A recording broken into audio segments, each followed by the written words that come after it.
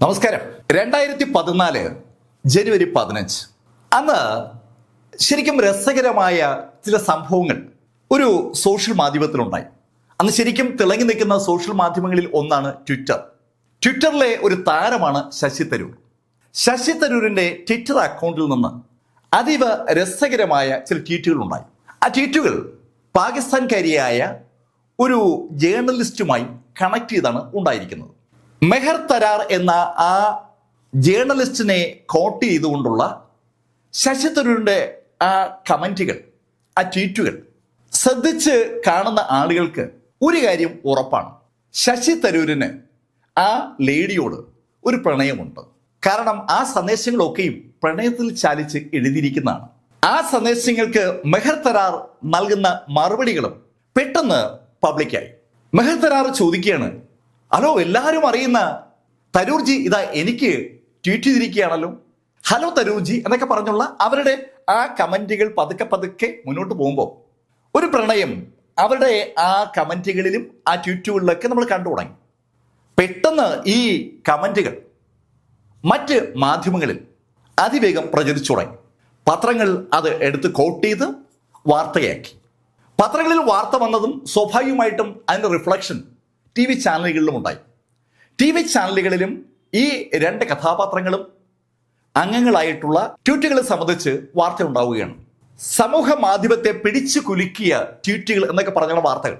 ഈ വാർത്തകൾ സജീവമായി വന്നതും ശശി തരൂരിന്റെ ഭാര്യ സുനന്ദ പുഷ്കറുടെ ഒരു ട്വീറ്റ് പെട്ടെന്ന് പബ്ലിക്കായി.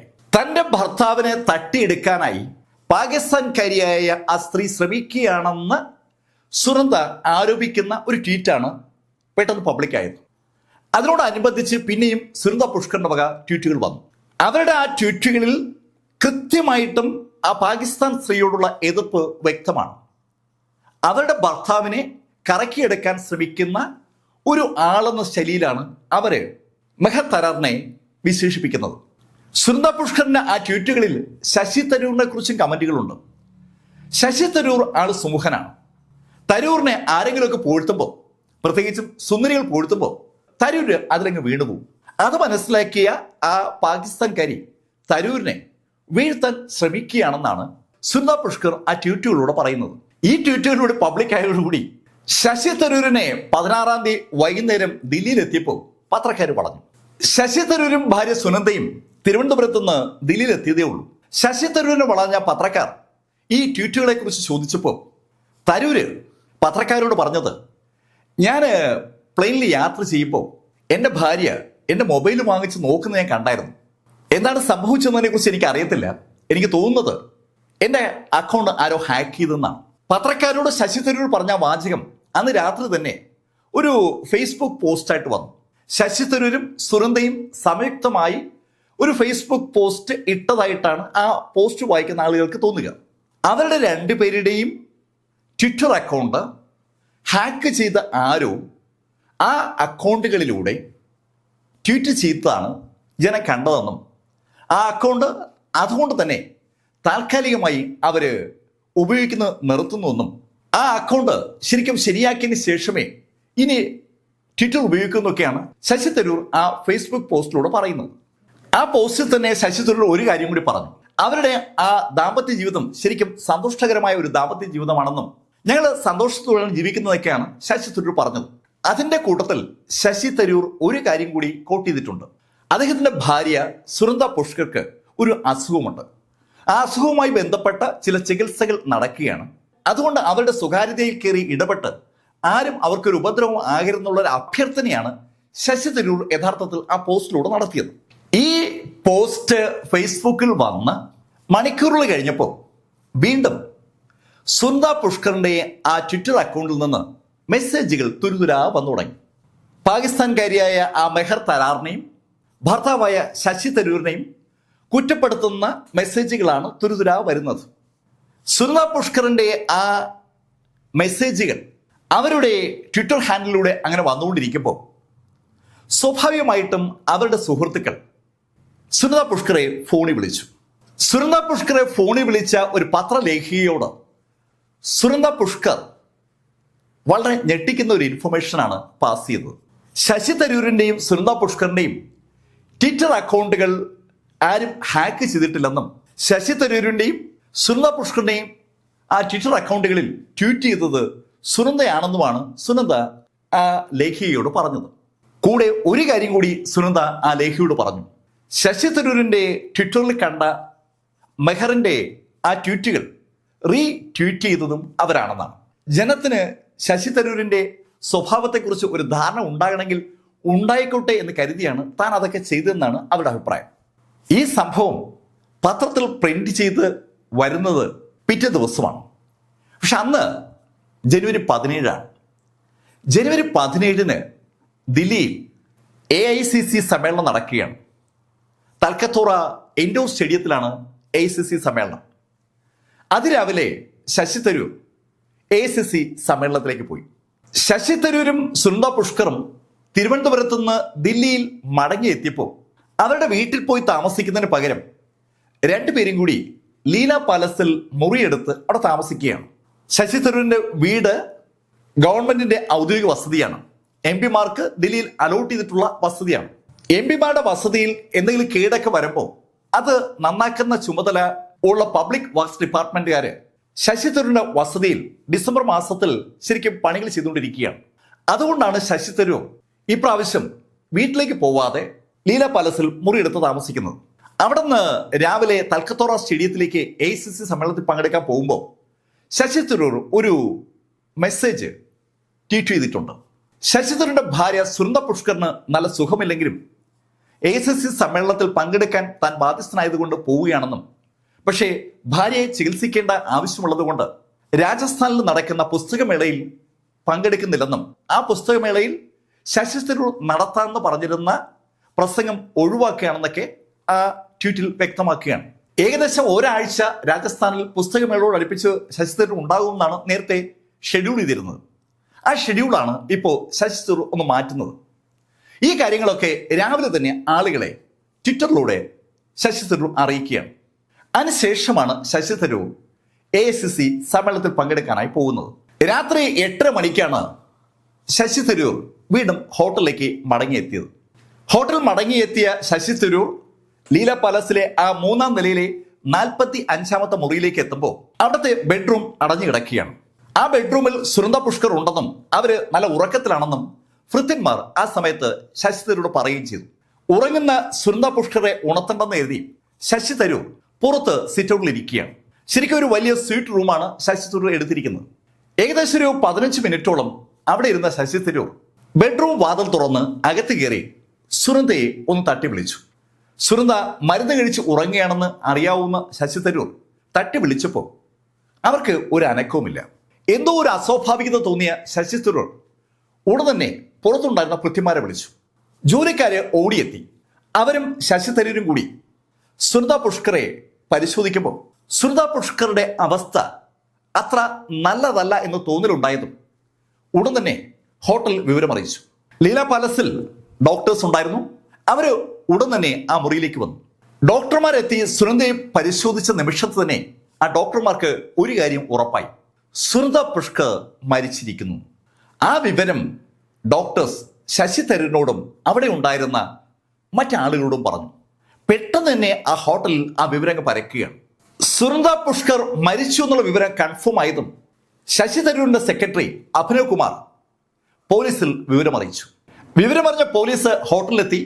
അതിവേഗം 345-ാമത്തെ മുറിയിലും അവരെത്തി. സുനന്ദ പുഷ്കറുടെ ബോഡി പരിശോധിച്ച പോലീസ് ഉദ്യോഗസ്ഥർ ആ മുറിയും സൂക്ഷ്മമായി പരിശോധനയ്ക്ക് വിധേയമാക്കുകയാണ്. ഇൻക്വസ്റ്റ് നടപടികൾ അവിടെ നടക്കുമ്പോഴേക്കും വിവരമറിഞ്ഞ് അനവധി രാഷ്ട്രീയക്കാരും പത്രക്കാരും വിവിധ മാധ്യമങ്ങളെ പ്രതിനിധീകരിച്ച ആളുകളൊക്കെ ലീല പാലസിന്റെ മുന്നിലെത്തിക്കഴിഞ്ഞു.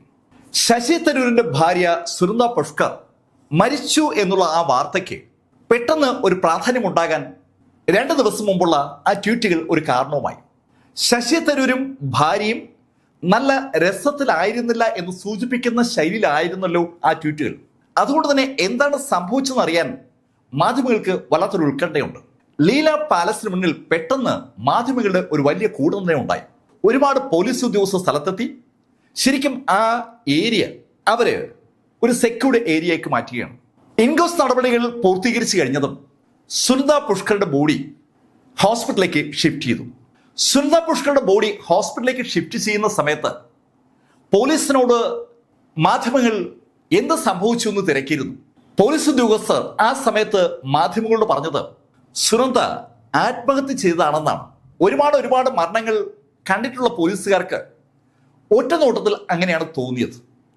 എന്തായാലും ശശി തരൂരിന്റെ ഭാര്യ സുനന്ദ പുഷ്കർ ആത്മഹത്യ ചെയ്തു എന്നുള്ള വാർത്തകൾ പതുക്കെ മാധ്യമങ്ങളിൽ വന്നു തുടങ്ങി. ആദ്യം വന്ന വാർത്ത ശശി തരൂരിന്റെ ഭാര്യ സുനന്ദ പുഷ്കർ മരിച്ചു എന്നാണ്. പിന്നീട് ആ വാർത്ത പരിഷ്കരിക്കപ്പെടുകയാണ്.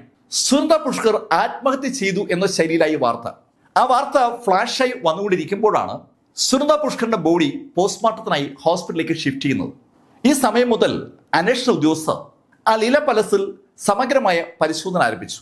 ലീല പാലസിലെ 3ാമത്തെ നിലയിലെ ആ കോറിഡോറിൽ അന്ന് പകൽ ആരൊക്കെ വന്നു, അവർ ഈ 345ാമത്തെ മുറിയിലേക്ക് എത്തിയിട്ടുണ്ടെങ്കിൽ അവരാരാണ്, അങ്ങനെയുള്ള വിവരങ്ങളൊക്കെ ശേഖരിക്കാൻ വേണ്ടി CCTV ക്യാമറ പോലീസ് പരിശോധിച്ചു തുടങ്ങി.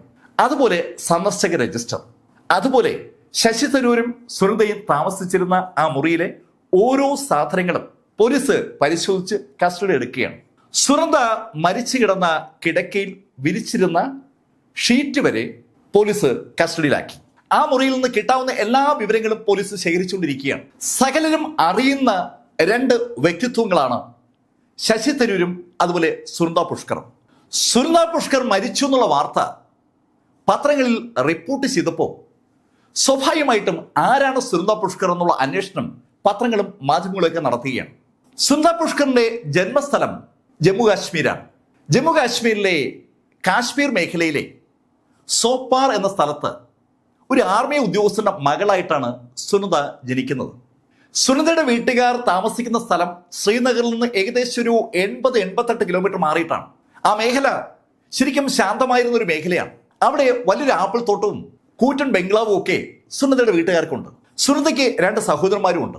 വളരെ സന്തുഷ്ടകരമായ ജീവിതം അവർ നയിച്ചു വരുമ്പോഴാണ് ഭീകരവാദികൾ സുനന്ദയുടെ വീട് ആക്രമിക്കുന്നത്. രാഖി രാമാനം വീടും തോട്ടവും സ്വത്തുവകകളും ഒക്കെ ഉപേക്ഷിച്ച് സുനന്ദയുടെ വീട്ടുകാർ അവിടെ നിന്ന് നേരെ ജമ്മുവിലേക്ക് താമസം മാറ്റി.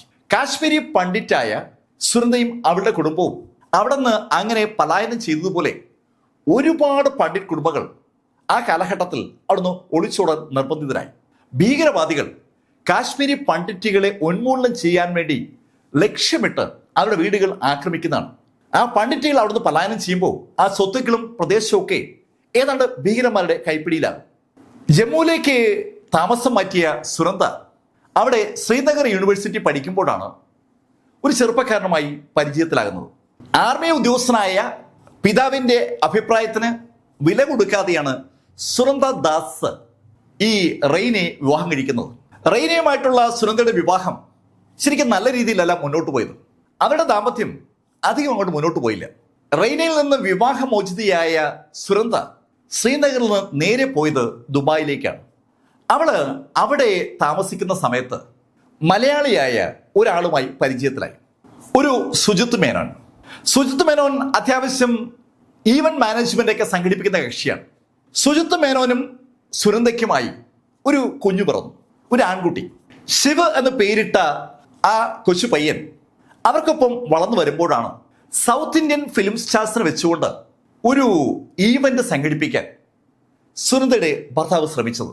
ആ ഈവന്റ് സംഘടിപ്പിക്കാൻ ശ്രമിച്ച സുനന്ദയുടെ ഭർത്താവ് വൻ കടക്കണിയിൽ വീണു. ദുബായിൽ പിടിച്ചു നിൽക്കാൻ പറ്റാതായ അയാൾ അവിടുന്ന് നേരെ ഇന്ത്യയിലേക്ക് പറന്നു. ഇന്ത്യയിൽ ദില്ലി ബേസ് ചെയ്തുകൊണ്ട് ചില പരിപാടികളൊക്കെ നടത്താൻ വേണ്ടിയാണ് അയാൾ ദില്ലിയിലെത്തിയത്. ദില്ലിയിലെത്തി അധികം നാൾ കഴിയുമ്പോൾ ഒരു കാർ ആക്സിഡന്റിൽ ഈ സുജിത് മേനോൻ കൊല്ലപ്പെട്ടു. ഈ സമയത്ത് സുനന്ദ ശരിക്കും പെട്ടതുപോലെയായി. ഭർത്താവ് ഉണ്ടാക്കി വെച്ചിരിക്കുന്ന കടങ്ങൾ മുഴുവൻ വീട്ടേണ്ട ചുമതല സുനന്ദയ്ക്കാണ്. സുനന്ദയുടെ വീട്ടുകാരാണെങ്കിൽ കാശ്മീരിൽ അവർക്കുണ്ടായിരുന്ന മുഴുവനും ഉപേക്ഷിച്ചിട്ടാണ് ജമ്മുവിലേക്ക് മാറിയത്. ജമ്മുവിൽ അവരൊന്ന് പച്ചപിടിച്ച് വരുന്നതേ ഉള്ളൂ. അതുകൊണ്ട് തന്നെ അവർക്ക് സുനന്ദയെ സഹായിക്കാൻ പറ്റുന്ന ഒരു സാഹചര്യമല്ല. സുനന്ദയുടെ മകനാണെങ്കിൽ നോർമൽ കുട്ടികളെ പോലെ മാനസിക വളർച്ച എത്താത്തൊരു കുട്ടിയുമാണ്. അവന് ഒരു സപ്പോർട്ട് മെക്കാനിസം അനിവാര്യമാണെന്ന് പൂർണ്ണ ബോധ്യമുണ്ടായ സുനന്ദ പണമുണ്ടാക്കണം എന്നുള്ള ലക്ഷ്യത്തോടു കൂടി അവിടുന്ന് കാനഡയിലേക്ക് താമസം മാറ്റി. കാനഡയിൽ താമസിക്കുമ്പോൾ സുനന്ദ അത്യാവശ്യം അവക്കറിയാവുന്ന കാര്യങ്ങളൊക്കെ ചെയ്ത് പതുക്കെ പതുക്കെ ജീവിതം പച്ചപിടിപ്പിക്കുകയാണ്.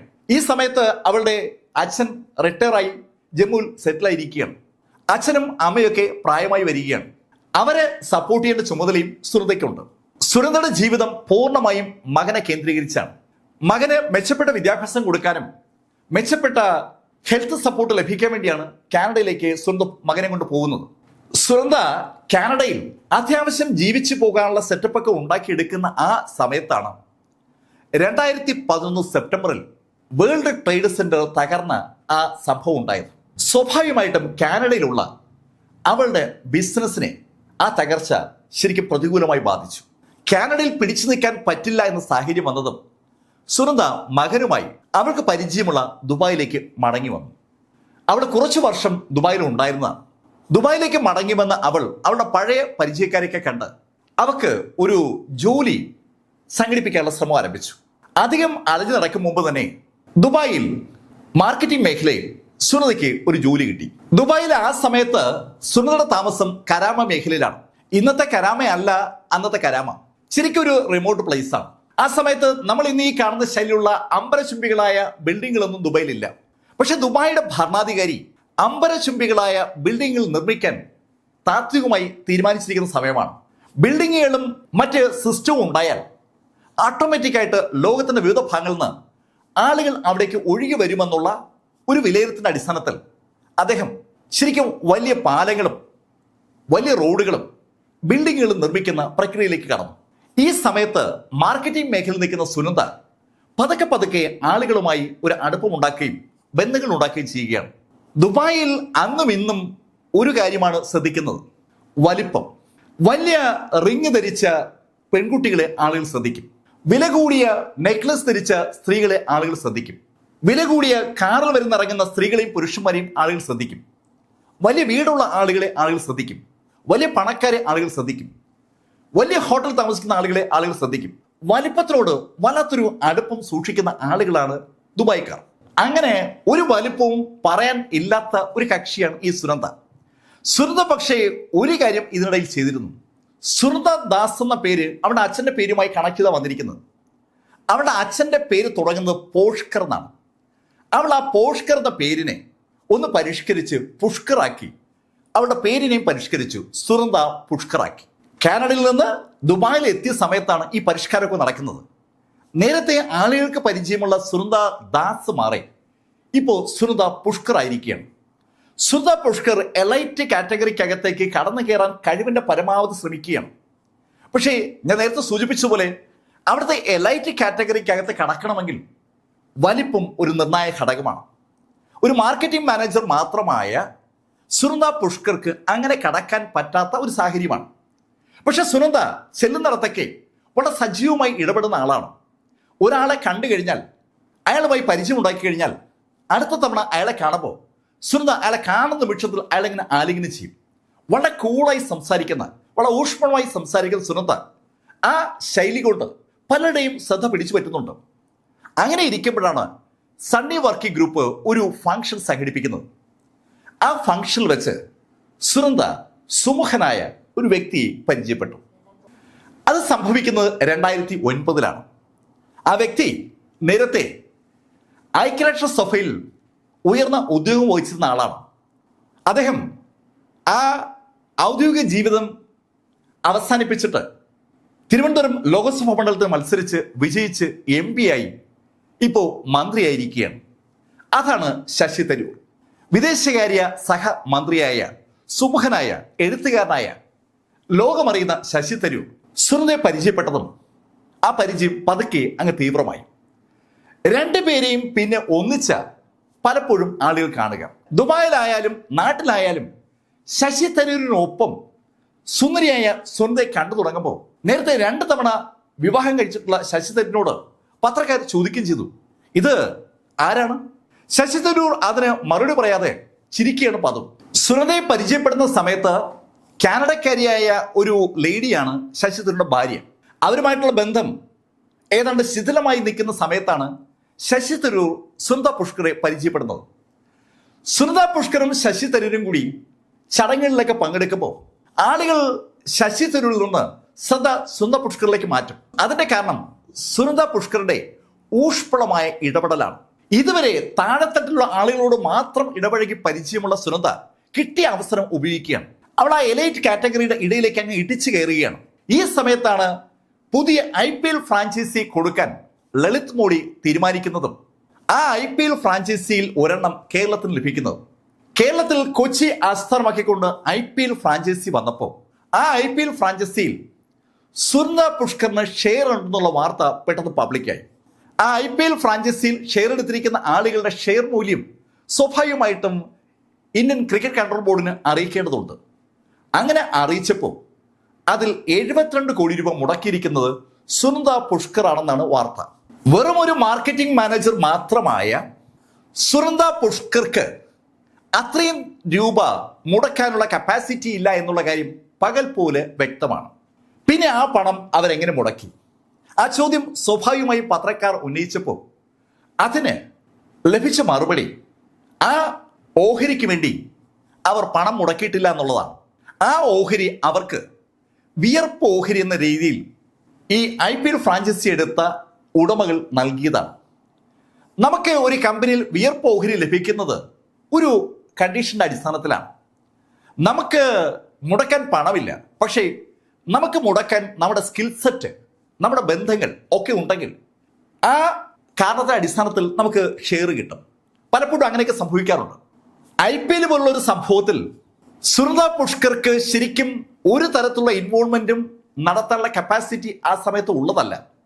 എന്നിട്ടും അവർക്ക് 72 കോടി രൂപയുടെ ഷെയർ കിട്ടിയതിന്റെ പിന്നിൽ അവരുടെ സുഹൃത്തായ ശശി തരൂരാണെന്നുള്ള ശൈലിയിൽ പത്രക്കാർ ഈ വാർത്തയെ അങ്ങ് വളച്ചൊടിച്ചു. ശശി തരൂരിന് വേണ്ടി ആ 72 കോടി രൂപ യഥാർത്ഥത്തിൽ ആ IPL ഉടമകൾ മാറ്റിവെച്ചതാണ്. ആ വാർത്ത അങ്ങ് കത്തിപ്പടർന്നു. ശശി തരൂർ ഐക്യരാഷ്ട്രസഭയിൽ വളരെ ഉയർന്ന ഉദ്യോഗം വഹിച്ചിരുന്ന ആളാണ്. സെക്രട്ടറി ജനറലിന്റെ ഇലക്ഷനിൽ മത്സരിച്ച ആളാണ്. തോറ്റപ്പെട്ടാണ് അദ്ദേഹം ജോലി രാജിവെച്ചിട്ട് കോൺഗ്രസ് പാർട്ടിയിൽ അംഗമാകുന്നതും തിരുവനന്തപുരം ലോക്സഭാ മണ്ഡലത്തിൽ മത്സരിക്കുന്നതും തുടർന്ന് വിദേശകാര്യ സഹ വകുപ്പ് മന്ത്രിയാകുന്നതൊക്കെ. ശശി തരൂരിന്റെ പേരങ്ങനെ കത്തി നിൽക്കുകയാണ്. ആ സമയത്താണ് ഈ വിവാദം ഉണ്ടാകുന്നത്. ആ വിവാദം അവസാനം ശശി തരൂരിന്റെ മന്ത്രിസ്ഥാനം തെറിപ്പിച്ചു. ശശി തരൂരിന് മന്ത്രിസഭയിൽ നിന്ന് രാജിവെക്കേണ്ടി വന്നു. രാജിവെച്ച് അധികം നാൾ കഴിയുമ്പോൾ ശശി തരൂരും സുനന്ദയും തമ്മിലുള്ള വിവാഹം നടന്നു. ആ വിവാഹം നടക്കുന്നത് പാലക്കാട് ശശി തരൂരിന്റെ തറവാട്ടിൽ വെച്ചാണ്. വേണ്ടപ്പെട്ട ബന്ധുക്കൾ മാത്രം പങ്കെടുത്ത ഒരു ചടങ്ങിൽ വെച്ച് ശശി തരൂർ സുനന്ദ പുഷ്കറെ വിവാഹം ചെയ്തു.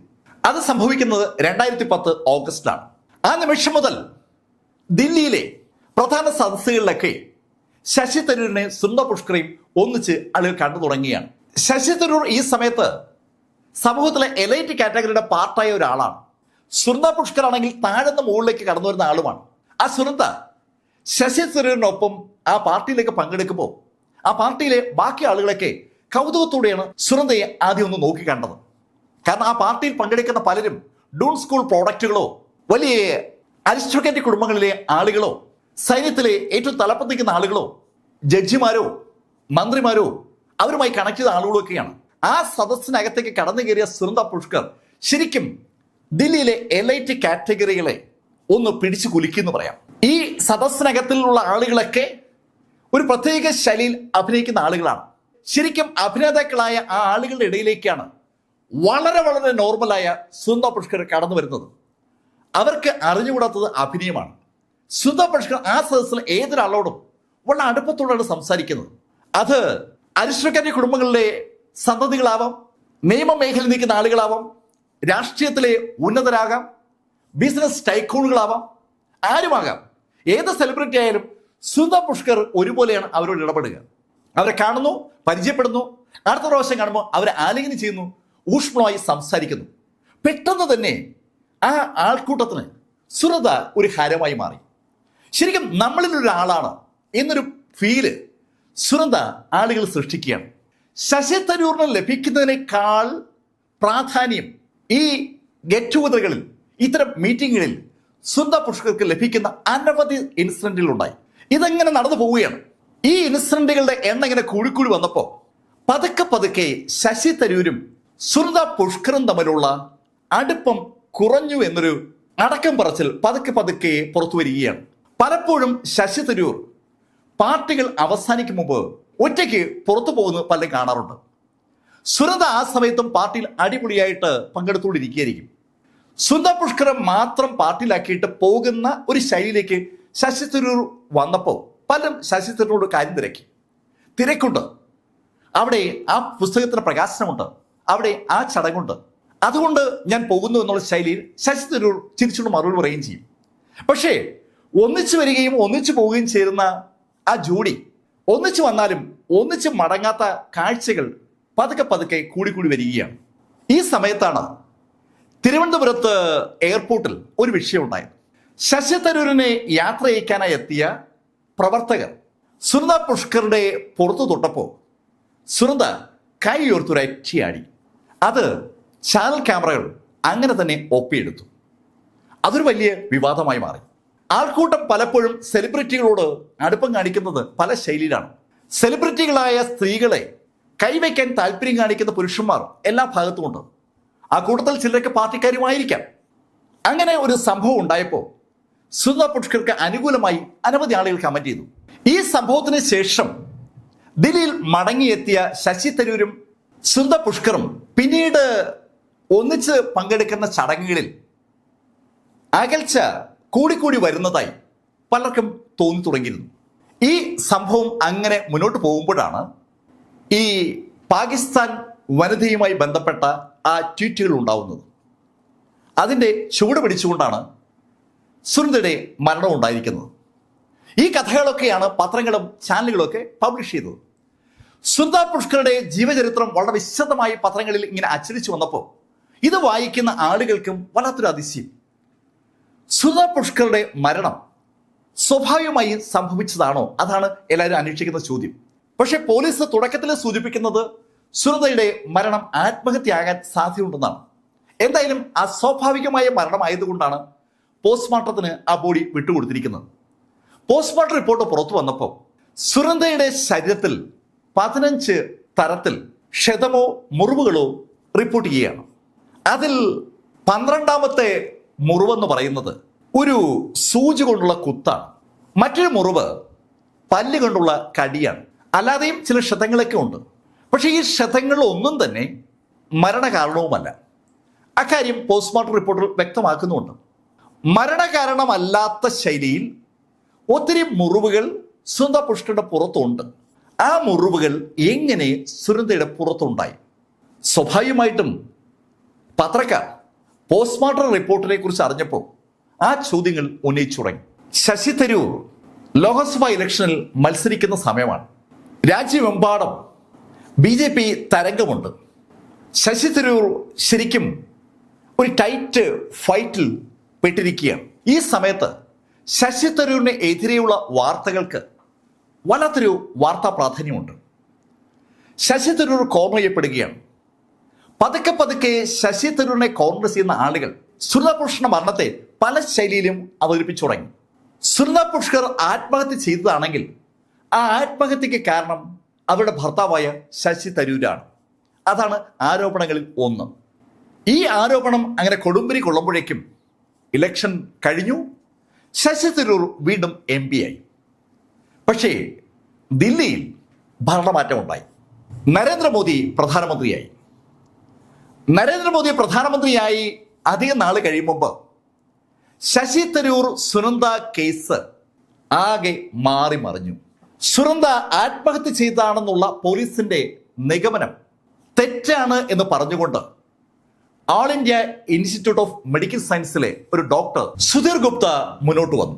പോസ്റ്റ്മോർട്ടം നടത്തിയ ആ സമയത്ത് സുധീർ ഗുപ്തയുടെ മുകളിൽ പ്രഷർ ഉണ്ടായിരുന്നു എന്നാണ് സുധീർ ഗുപ്ത ഇപ്പോൾ പറയുന്നത്. ആത്മഹത്യയാണെന്ന് പുറത്തു പറയണം എന്ന് അദ്ദേഹത്തിൽ പ്രഷർ ചെലുത്തിയ ആളുകൾ പറഞ്ഞിരുന്നു എന്നാണ് സുധീർ ഗുപ്തയുടെ അഭിപ്രായം.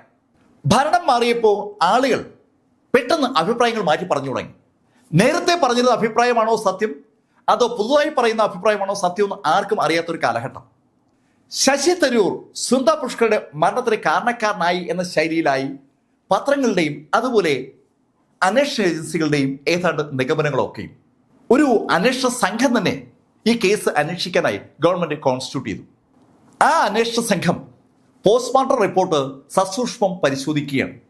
സുനന്ദ പുഷ്കർ മരണപ്പെടുന്നതിന് മുന്നേ തന്നെ സുനന്ദ പുഷ്കറിന്റെ ശരീരത്തിൽ പരിക്കുകളുണ്ട്. ആ പരിക്കുകൾ എങ്ങനെ ഉണ്ടായി? അതാണ് അന്വേഷണത്തിന്റെ പ്രധാന വിഷയം. ശശി തരൂരും സുനന്ദയും തമ്മിൽ ഉണ്ടായിരുന്ന ബന്ധം എങ്ങനെയാണ്? ആ ചോദ്യങ്ങൾക്ക് ഉത്തരം പറയാനായി ശശി തരൂരിന്റെയും സുനന്ദയുടെയും സഹായികളായ ആളുകൾ സ്വാഭാവികമായി ഉണ്ടല്ലോ. അവർ ചോദ്യം ചെയ്യപ്പെട്ടു. നേരത്തെയും അവരെ ചോദ്യം ചെയ്തതാണ്. ഇപ്പോൾ ആ ചോദ്യം ചെയ്യലിന്റെ അളവങ്ങ് മാറുകയാണ്, അതിന്റെ രീതി അങ്ങ് മാറുകയാണ്. അവർ പറഞ്ഞ പല കാര്യങ്ങളും പത്രങ്ങളിൽ വാർത്തകളായി വന്നുകൊണ്ടിരിക്കുകയാണ്. ചാനലുകൾ അത് കണക്ട് ചെയ്തുകൊണ്ട് ചർച്ചകളും ആരംഭിച്ചിരിക്കുകയാണ്. ശശി തരൂരും സുനന്ദയും തമ്മിൽ നിരന്തരമായി വഴക്കുണ്ടാക്കുമായിരുന്നു എന്നാണ് ശശി തരൂരിന്റെയും സുനന്ദയുടെയും കൂടെ ഉണ്ടായിരുന്ന ആളുകൾ റിപ്പോർട്ട് ചെയ്യുന്നത്. ശശി തരൂരും സുനന്ദയും തമ്മിൽ നിരന്തരമായി വഴക്കുണ്ടാകുന്നതിന്റെ ഒരു കാരണം ഈ പാകിസ്ഥാൻകാരി സ്ത്രീയാണ്. ആ പാകിസ്ഥാൻകാരി സ്ത്രീയുടെ പല പോസ്റ്റുകൾക്കും ശശി തരൂർ ലൈക്ക് ചെയ്യുകയും കമന്റ് ചെയ്യുകയും ചെയ്യാറുണ്ട്. അവര് പാകിസ്ഥാനിലെ അറിയപ്പെടുന്ന ജേർണലിസ്റ്റാണ്. അവരുടെ പോസ്റ്റുകളിൽ കമന്റ് ചെയ്യുന്ന ശശി തരൂരിന്റെ ആ കമന്റുകൾ അല്പം സ്വകാര്യതയുള്ള കമന്റുകളാണെന്നാണ് സുനന്ദയുടെ ആദ്യത്തെ കണ്ടെത്തൽ. അതിന്റെ പേരിലാണ് സുനന്ദയും ശശി തരൂർ തമ്മിൽ വഴക്കുണ്ടായെന്നാണ് ജോലിക്കാർ സൂചിപ്പിക്കുന്നത്. രണ്ടുപേരും രണ്ട് സ്ഥലത്തായിരിക്കുമ്പോൾ ഫോണിലൂടെ പോലും രണ്ടുപേരും വഴക്കുണ്ടാക്കാറുണ്ട്. വായി തോന്നിയൊക്കെ അങ്ങോട്ടും ഇങ്ങോട്ടും പറയുന്ന ശൈലി ആ രണ്ട് സെലിബ്രിറ്റികൾക്ക് ഉണ്ടായിരുന്നു എന്നാണ് ജോലിക്കാരുടെ റിപ്പോർട്ടിംഗ്. മാധ്യമങ്ങൾക്ക് ഈ ശൈലിയിൽ വാർത്ത കിട്ടിയാൽ സ്വാഭാവികമായും അതുകൊണ്ടൊരു അലക്ക് തന്നെ മാധ്യമങ്ങൾ നടക്കും. അത് തന്നെ മാധ്യമങ്ങൾ ആരംഭിച്ചു. മെഹർ തരാറിലേക്ക് കാര്യങ്ങൾ ചൂണ്ടപ്പെട്ടപ്പോൾ പോലീസ് മെഹർ തരാറിനെയും ചോദ്യം ചെയ്തു. പോലീസിന്റെ എല്ലാ ചോദ്യങ്ങൾക്കും വ്യക്തമായ ഉത്തരം തന്നെ മെഹർ തരാർ കൊടുത്തു. ശശി തരൂരുമായി ഈ ഉണ്ടെന്ന് പറയുന്ന അടുപ്പം വെറും സാങ്കല്പികമാണെന്നുള്ള ശൈലിയിലാണ് അവരുടെ മറുപടി. ശശി തരൂർ അവരുടെ പോസ്റ്റുകൾക്ക് കമന്റ് ചെയ്യാറുണ്ട്, ട്വീറ്റ് ചെയ്യാറുണ്ട്. അതിനും അപ്പുറത്തേക്ക് അവർ തമ്മിൽ ഒരു അടുപ്പവും ഇല്ല എന്നാണ് മെഹർ തരാറിന്റെ അഭിപ്രായം. മെഹർ തരാറിൽ നിന്ന് ശശി തരൂരിന് അനുകൂലമായ മറുപടിയാണ് ലഭിച്ചിരിക്കുന്നത്. ശശി തരൂരിനെ കൊടുക്കണമെന്ന് ഏതാണ്ട് തീരുമാനിച്ചുറച്ചിരിക്കുകയാണ് അന്വേഷണ ഉദ്യോഗസ്ഥർ. അന്വേഷണ ഉദ്യോഗസ്ഥർ ശശി തരൂരിനെ കൊടുക്കാൻ ശരിക്കും സമഗ്രമായ ഒരു പരിപാടി ആസൂത്രണം ചെയ്തിരുന്നു. അതിനുവേണ്ടി അന്വേഷണ ഉദ്യോഗസ്ഥർ സുനന്ദ തരൂരിന്റെ ഇന്റേണൽ ഓർഗൻസിൽ നിന്ന് കളക്ട് ചെയ്ത സാധനങ്ങളൊക്കെ US-ൽ FBI-ക്ക് അയച്ചു കൊടുത്തിരിക്കുകയാണ്. വിശദമായ രാസപരിശോധന നടത്താൻ കഴിയുന്ന ലാബുകൾ FBI-യുടെ കീഴിലുണ്ട്. അവിടെ പരിശോധിച്ച് റിപ്പോർട്ട് വാങ്ങലാണ് അന്വേഷണ ഉദ്യോഗസ്ഥരുടെ ടാർഗറ്റ്. അങ്ങനെ അവർ അയച്ചു കൊടുക്കാനുള്ള കാരണം സുനന്ദ മരിക്കുന്ന ദിവസം അവർ കഴിച്ചിരുന്നുവെന്ന് പോലീസ് കണ്ടെത്തിയിരിക്കുന്ന ചില ഗുളികകളാണ്. ഡിപ്രഷന് വിധേയമാകുന്ന ആളുകൾ കഴിക്കുന്ന ശൈലിയിലുള്ള ഗുളികകളൊക്കെ സുനന്ദയും കഴിക്കാറുണ്ടായിരുന്നു.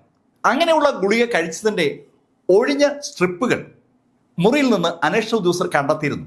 അൽപ്രാസോലം എന്ന മരുന്ന് കഴിച്ചതിന്റെ സ്ട്രിപ്പാണ് മുറിയിൽ നിന്ന് പോലീസ് അന്ന് കിട്ടിയിരുന്നത്.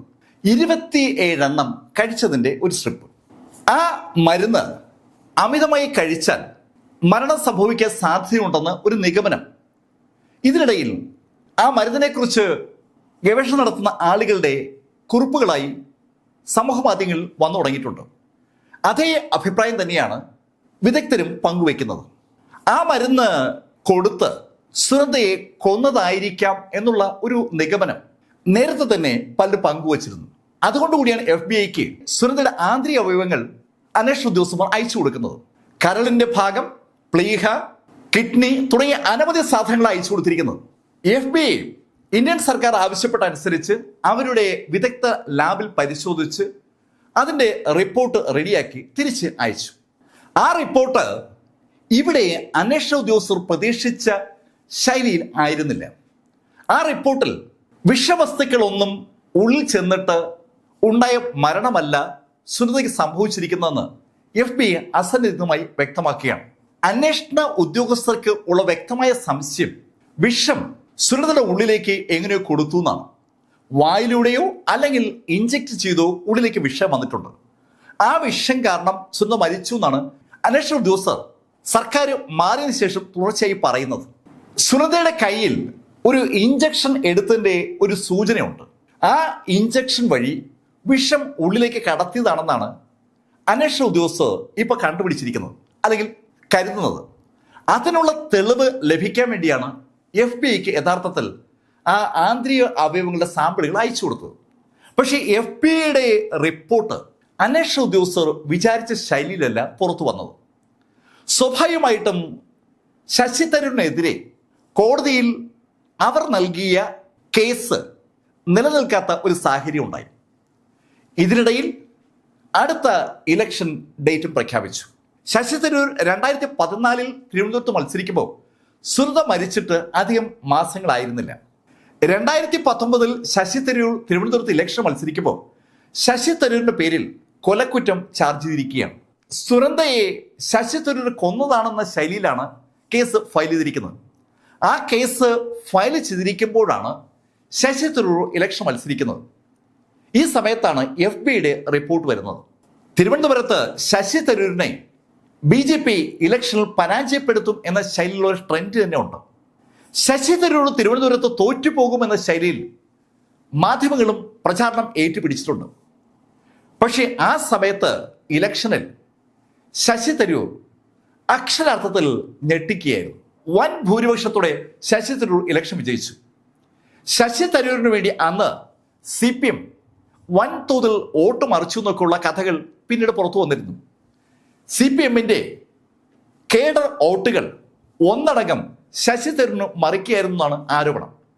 എന്തായാലും അന്ന് തിരുവനന്തപുരത്ത് ഇലക്ഷൻ മത്സരിച്ച CP കാൻഡിഡേറ്റ് ദയനീയമായി തോറ്റു. പക്ഷേ രണ്ടാം സ്ഥാനത്തെത്തിയ BJP കാൻഡിഡേറ്റും ശശി തരൂരും തമ്മിൽ ഒരു കടുത്ത മത്സരം തന്നെ ഉണ്ടായിരുന്നു. ഇലക്ഷനിലെ വിജയം ശശി തരൂരിന് കുറച്ചുകൂടി കോൺഫിഡൻസ് ആയി. പക്ഷേ ഈ സമയത്ത് ദില്ലി കോടതി ശശി തരൂരിനെതിരെ ചുമത്തിയ കേസ് നിലനിൽക്കുന്ന അല്ല എന്ന നിഗമനത്തിലേക്ക് എത്തിയിരുന്നു. പക്ഷെ എന്നിട്ടും സർക്കാർ പുതിയ തെളിവുകൾ സംഘടിപ്പിക്കാനുള്ള ഒരു ശ്രമത്തിലാണ്. ശശി തരൂരിനെ പെടുത്തിയേ പറ്റൂ എന്ന് തീരുമാനിച്ചുറപ്പിച്ച സുബ്രഹ്മണ്യ സ്വാമി അനവധി കേസുകളുമായി കോടതി സമീപിച്ചെങ്കിലും സുപ്രീം കോടതി അതിനിശ്ചിതമായി സുബ്രഹ്മണ്യ സ്വാമിയെ വിമർശിക്കുകയായിരുന്നു. നിങ്ങൾ ഒരു വിവരം കേട്ട വ്യവഹാരിയായി മാറി എന്ന് സുബ്രഹ്മണ്യ സ്വാമിയുടെ മുഖത്ത് നോക്കിക്കൊണ്ട് ജഡ്ജിമാർ പറയുന്ന സ്റ്റേജ് വരെ ഉണ്ടായി. ശശി തരൂര് കൊലപാതകയാണെന്ന് സുബ്രഹ്മണ്യ സ്വാമി ആവർത്തിച്ചപ്പോഴാണ് സുപ്രീം കോടതിയിലെ ജഡ്ജിമാർ ആ വാചകം പറഞ്ഞത്. 2021 കോടതി ശശി തരൂരിനെ കുറ്റവിമുക്തനാക്കി.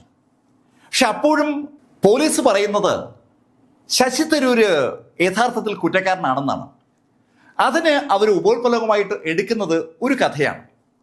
ശശി തരൂരും ഭാര്യ സുനന്ദയും ലീല പാലസിൽ താമസിക്കുന്നതിനായി പറഞ്ഞ കാരണം അവരുടെ വീട്ടിൽ പണി നടക്കുകയാണ്, അതുകൊണ്ട് ലീല പാലസിലേക്ക് വന്നു എന്നാണ്. യഥാർത്ഥത്തിൽ ഡിസംബർ മാസത്തിൽ തന്നെ അവരുടെ വീടിന്റെ പണികൾ പൂർത്തീകരിച്ചിരുന്നു എന്നാണ് പബ്ലിക് വർക്ക്സ് ഡിപ്പാർട്ട്മെന്റ് പറയുന്നത്. അങ്ങനെയാണെങ്കിൽ അവർക്ക് തിരുവനന്തപുരത്ത് നിന്ന് വന്നപ്പോൾ ഹോട്ടലിൽ താമസിക്കേണ്ട കാര്യമുണ്ടായിരുന്നില്ല, വീട്ടിൽ പോകാമായിരുന്നു എന്നാണ് പോലീസിന്റെ നിഗമനം. മനഃപൂർവ്വം ലീല പാലസിൽ മുറിയിടിക്കുകയായിരുന്നു എന്നാണ് പോലീസ് പറയുന്നത്. അതിന് ശശി തരൂര് പറയുന്ന കാരണം വീടിന്റെ നിർമ്മാണം പൂർത്തീകരിച്ച PWD ആ കാര്യം അദ്ദേഹത്തെ അറിയിക്കുകയും താക്കോല് കൈമാറുകയും ചെയ്താലല്ലേ അങ്ങോട്ടേക്ക് പോകാൻ പറ്റുമെന്നാണ്. വീട് പൂർത്തീകരിച്ചിരുന്നുവെന്നും താക്കോല് കൈമാറിയെന്നുമാണ് PWD പറയുന്നത്. പക്ഷേ ആ ഭാഗത്ത് ഒരു അവ്യക്തത ഉണ്ട്. എന്തായാലും വീട്ടിലേക്ക് തിരുവനന്തപുരത്ത് നിന്ന് ശശി തരൂരും സുനന്ദയും പോയില്ല എന്നത് വ്യക്തമാണ്. സുനന്ദയെ കൊല്ലാൻ വേണ്ടി ലീല പാലസിൽ കൊണ്ടുവന്നതാണ് എന്നൊക്കെ പറഞ്ഞാൽ അത് നിലനിൽക്കുന്ന അല്ല എന്നാണ് ഇതിന് കോടതി നൽകിയ മറുപടി. ശശി തരൂരും സുനന്ദയും തമ്മിലുള്ള ബന്ധത്തിലെ അസ്വാരസ്യങ്ങൾ ജോലിക്കാർ നൽകിയ മൊഴി വഴി പോലീസ് രേഖപ്പെടുത്തിയിട്ടുണ്ട്. സുനന്ദ മരിക്കുന്നതിന് 2 ദിവസം മുമ്പ് ഫോണ് തറയിൽ എറിഞ്ഞ് പൊട്ടിച്ച ഒരു സംഭവം ഉണ്ടായി, അങ്ങോട്ടും ഇങ്ങോട്ടും തല്ലുണ്ടായി, ഇങ്ങനെയുള്ള കാര്യങ്ങളൊക്കെ പറയുന്നുണ്ട്. സാധാരണ ഭാര്യ ഭർത്താക്കന്മാർക്കിടയിലുള്ള സൗന്ദര്യ പിണക്കങ്ങളും വഴക്കും ഒക്കെ അവിടെയും സ്ഥിരമായി ഉണ്ടാകുമായിരുന്നു എന്നാണ് ജോലിക്കാരുടെ മൊഴികൾ സൂചിപ്പിക്കുന്നത്. ശരിക്കും ഒരു സെലിബ്രിറ്റിയായ ശശി തരൂര് അദ്ദേഹത്തിന്റെ ജീവിതത്തെ ബാധിക്കുന്ന ശൈലിയിൽ സുനന്ദയുടെ നടപടികൾ എത്തുന്നത് കണ്ടപ്പോൾ സുനന്ദയെ ഒഴിവാക്കിയതാണ് എന്ന നിഗമനത്തിലാണ് പോലീസിന്റെ കുറ്റപത്രം. പക്ഷെ ആ കുറ്റപത്രം തെറ്റാണെന്നാണ് 2021 കോടതി പറയുന്നത്. പോലീസ് സ്വാഭാവികമായിട്ടും അപ്പീൽ കൊടുത്തിരിക്കുകയാണ്. അപ്പീൽ കൊടുക്കാൻ വേണ്ടി പോലീസ് ഏകദേശം 1 വർഷം കാത്തിരുന്നു. 2022 പോലീസ് അപ്പീൽ കൊടുത്തിരിക്കുന്നത്. 2021 ആ കോടതി വിധിയോടുകൂടി ഈ കേസ് അവസാനിച്ചു എന്നാണ് ശശി തരൂർ കരുതിയെങ്കിലും പോലീസ് വിടുന്നില്ല എന്നർത്ഥം. ശശി തരൂരിന് അനുകൂലമായി കോടതി വിധി വന്നെങ്കിലും ശശി തരൂരും സുനന്ദയും തമ്മിലുള്ള ആ ദാമ്പത്യം അവസാന കാലഘട്ടത്തിൽ അത്ര നല്ലതായിരുന്നില്ല എന്നാണ് സുനന്ദയുടെ സുഹൃത്തു കൂടിയായ നളിനി കോടതി നൽകിയ മൊഴിയിലൂടെ സൂചിപ്പിക്കുന്നത്. സുനന്ദയെ ഹോസ്പിറ്റലിൽ എത്തിക്കാൻ കൊണ്ടുപോകാൻ പലപ്പോഴും ശശി തരൂർ താല്പര്യം കാണിച്ചിരുന്നില്ല എന്ന് സുനന്ദ നളിനിയോട് പറഞ്ഞിരുന്നു എന്നാണ് നളിനി റിപ്പോർട്ട് ചെയ്തത്. സുനന്ദ മരിക്കുന്ന സമയത്ത് കഴിച്ചിരുന്ന ഗുളിക സാധാരണഗതിയിൽ ഡോക്ടറുടെ പ്രിസ്ക്രിപ്ഷൻ അനുസരിച്ച് മാത്രം ലഭിക്കുന്ന ഗുളികയാണ്. ആ ഗുളിക തന്റെ സ്വാധീനം ഉപയോഗിച്ച് ശശി തരൂരിന്റെ സെക്രട്ടറി ശിവകുമാർ മറ്റൊരാൾ വഴി സംഘടിപ്പിച്ചതാണെന്ന് കോടതിയിൽ വിചാരണ നടക്കുന്ന സമയത്ത് ശിവകുമാർ സൂചിപ്പിക്കുകയുണ്ടായി. അത് നേരത്തെ തന്നെ കുറ്റപത്രത്തിലും വന്നിരുന്നതാണ്. ആ ഗുളിക സംഘടിപ്പിച്ചതിലും ദുരൂഹത പോലീസ് ആരോപിച്ചെങ്കിലും കോടതിയിൽ അത് പക്ഷേ വിലപ്പോയില്ല. ശശി തരൂരിനെ കുറ്റക്കാരനാക്കി പോലീസ് തയ്യാറാക്കിയ തിരക്കഥ പ്രൂവ് ചെയ്യാൻ വേണ്ടി പോലീസ് ഒരുപാട് തെളിവുകൾ ശേഖരിച്ചിരുന്നു. ആ തെളിവുകളൊക്കെ അടങ്ങിയ ആ കുറ്റപത്രം കോടതിയിൽ സബ്മിറ്റ് ചെയ്യുമ്പോൾ അത് 3000 പേജുള്ള ഒരു വലിയ ഗ്രന്ഥം തന്നെയായിരുന്നു. ആ 3000 പേജുള്ള കെട്ട് കണ്ട ജഡ്ജി വിധി പറയുന്ന സമയത്ത് പോലീസിനോട് പറഞ്ഞത് ഇത്രയും വലിയ കഥയൊന്നും ഈ കാര്യത്തിൽ എഴുതേണ്ടിയിരുന്നില്ല എന്നാണ്. പോലീസ് ശശി തരൂരിനെ കൊടുക്കാൻ വേണ്ടി കിട്ടാവുന്ന എല്ലാ വിവരങ്ങളും ശേഖരിച്ച് അടുക്ക് ചിട്ടിയായി അവതരിപ്പിച്ചതാണ്. പക്ഷെ കോടതിയിൽ അത് പ്രൂവ് ചെയ്യാൻ പ്രോസിക്യൂഷൻ അങ്ങോട്ട് പറ്റിയില്ല. പക്ഷെ വിട്ടുകൊടുക്കാതെ പോലീസ് വീണ്ടും ഹയർ കോടതിയിൽ അപ്പീലുമായി മുന്നോട്ട് പോവുകയാണ്. പോലീസും ശശി തരൂരും തമ്മിലുള്ള സുനന്ദ പുഷ്കറിന്റെ മരണത്തിന്മേലുള്ള ആ യുദ്ധം അങ്ങനെ തുടർന്നുകൊണ്ടേയിരിക്കുകയാണ്. ദില്ലിയിലെ ലോധി ശ്മശാനത്തിലാണ് സുനന്ദ പുഷ്കർ അടക്കം ചെയ്യപ്പെടുന്നത്. കാശ്മീരിൽ ജനിച്ച് ദുബായിൽ വളർന്ന് കാനഡയിൽ താമസിച്ച് കേരളത്തിലെത്തി, കേരളത്തിലെ മരുമകളായി, ദില്ലിയിൽ സെറ്റിലായി, ദില്ലിയിൽ അന്ത്യവിശ്രമം കൊള്ളുന്ന സുനന്ദയുടെ ജീവിതം പല കാര്യങ്ങൾ കൊണ്ടും ശ്രദ്ധേയമാണ്. ഒരു സാധാരണ കുടുംബത്തിൽ നിന്ന് വളർന്നു വന്ന സുനന്ദ അവരുടെ ഒരു പ്രസൻസ് കൊണ്ടാണ് പലപ്പോഴും ആളുകളുടെ ശ്രദ്ധ പിടിച്ചു പറ്റിയത്. ശശി തരൂരിനെ അവര് ഒരുപാട് ഇഷ്ടപ്പെട്ടിരുന്നു എന്നുള്ളത് സത്യസന്ധമായ ഒരു വസ്തുതയാണ്. ആ ഇഷ്ടം ശരിക്കും ശശി തരൂർ തിരിച്ചറിഞ്ഞിരുന്നോ എന്നുള്ള ചോദ്യം പലരും ചോദിക്കാറുണ്ട്. ആ ചോദ്യത്തിന് ഉത്തരം എന്ത് തന്നെയാണെങ്കിലും ശശി തരൂർ സുനന്ദയുടെ മരണത്തിന് കാരണക്കാരനായോ എന്ന് പറയാൻ നമുക്ക് പറ്റാത്തൊരു സാഹചര്യമാണ്. എന്തായാലും സ്വന്തം ജീവൻ സ്വയം അവർ അവസാനിപ്പിക്കില്ല എന്ന് ഉറച്ചു വിശ്വസിക്കുന്ന കൂട്ടുകാർ ഇപ്പോഴും സുനന്ദയ്ക്കുണ്ട്. ആ കൂട്ടുകാരുടെ വിശ്വാസം അങ്ങനെ നിലനിൽക്കെ കേസ് ശശി തരൂർ ഒരു ഭാഗത്തും സർക്കാർ മറുഭാഗത്തുമായി മുന്നോട്ട് പോയിക്കൊണ്ടിരിക്കുകയാണ്. അന്തിമ വിധി എന്തു തന്നെയാണെങ്കിലും ആ വിധി സത്യവുമായി ബന്ധമുള്ളതാകുമോ എന്ന് ഇപ്പോഴും നമുക്ക് സംശയിക്കേണ്ടി വരും. സുനന്ദ പുഷ്കറും ശശി തരൂരും തമ്മിലുള്ള ബന്ധത്തെക്കുറിച്ച് നിങ്ങളോട് ഇതുവരെ സംസാരിച്ചത് എം ലൈഫിൽ നിന്ന് BS ചന്ദ്രമോഹൻ. കമന്റിൽ ചെയ്യുക. Thank you.